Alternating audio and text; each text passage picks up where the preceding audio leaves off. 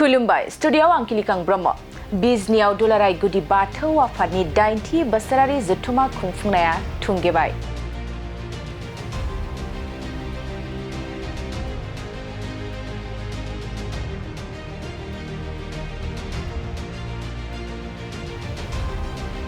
बिजनी फानबारिनि मानास्रियाव साननैनि मेहेरगोनां हाबाफारिजों 80 बोसोरारि जथुमा खुंफुंदों बिजनी जिल्ला दुलाराय गुदि बाथौ आफादा। 22 आरो 23 जानुवारि खालि साननैनि हाबाफारिजों बिजनी जिल्ला दुलाराय गुदि बाथौ आफादा 80 बोसोरारि जथुमा खुंफुंदोंमोन आरो बे हाबाफारिया दिनै थुंगेबाय।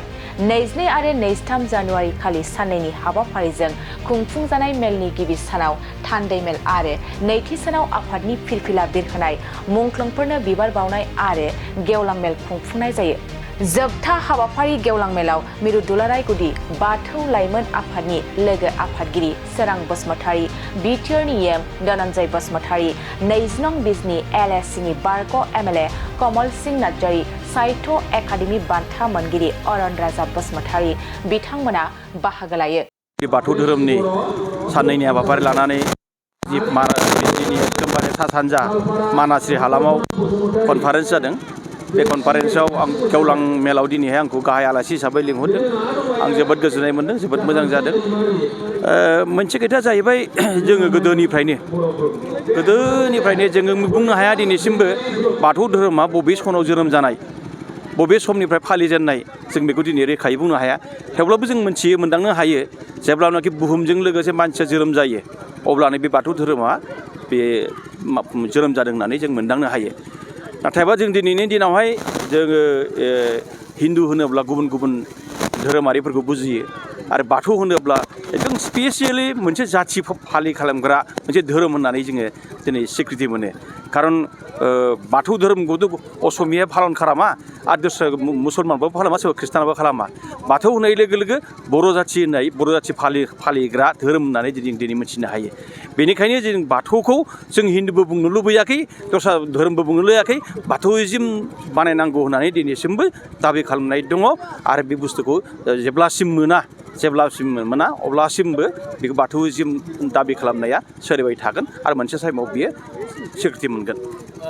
मोनसे टाइमाव जोंनि गेजेराव गोबां गुलुं गुजुं जादोंमोन आरो बाथौ धोरोमाव माने जिहेथु धोरोम गुरुफोरबो गैया आरो बे समाव माने जोंनाव लोंला जालायाबो बारामोन, किसुमान निति आदर्शफोरखौ मोजां मोनामोन आरो गुबुन धोरोमा जितु जोंगा मागा एसेखौ नुनानै सोलायनो लुबैनानै किसुमानबा सोलायहोयोमोन। खिन्थु दिनैनि दिनावहाय खुनु बाथौआ गुबुन धोरोम लानाय नङा आरो गुबुन धोरोमनिफ्रायसो बाथौ फैगासिनो दं, बेखौ जों दिनै नुनो मोन्दों आरोखि। दिनै बिजनी डिस्ट्रिक्ट दुलाराय गुदि बाथौ आफादनि 80 बोसोरसालिया जथुम्मा बिनि गेवलां मेल, बेवहाय आं दिनै दुलाराय गुदि बाथौ लाइमोन आफादनि आफादगिरि जानानै आंखौ हांख्रायहरनायखाय आं बेहाय नुजाफैनानै खोब गोजोननाय मोन्दों। नैबे बिजनी फानबारि मानास्रि बाजारनि बे गेवलां फोथारावहाय दिनै साननैनि हाबाफारि लानानै बिथांमोना खुंदों आरो दा बेवहाय आं नुजाफैनानै रायजो राजानि जे बिराद ज' बाहागो लानाय बेखौ नायोबा माने बाथौ सिबियारिफोरनि जे बाथौनि फारसे अनसायनाय बिराद बारानिफ्राय बारा ज' जासिननाय परिबेसखौ आं नुनो मोन्दों।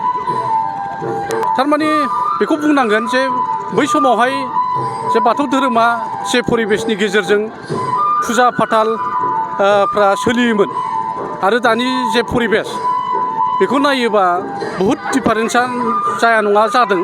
मानो होननानै बुङोबा बै समावहाय बे बाथौ धोरोमखौ रखनाबेखन होनो थाखाय माबा मोनसे आफाद गैयामोन आरो दा खिन्थु नाथायबा दिनैनि थारिखआव बे आफाद फैनाय लोगो लोगोनो दिनै बे बाथौ धोरोमा ओरैबायदि मोनसे फोसाबजानाय गोजौ थाखोआव फैबाय।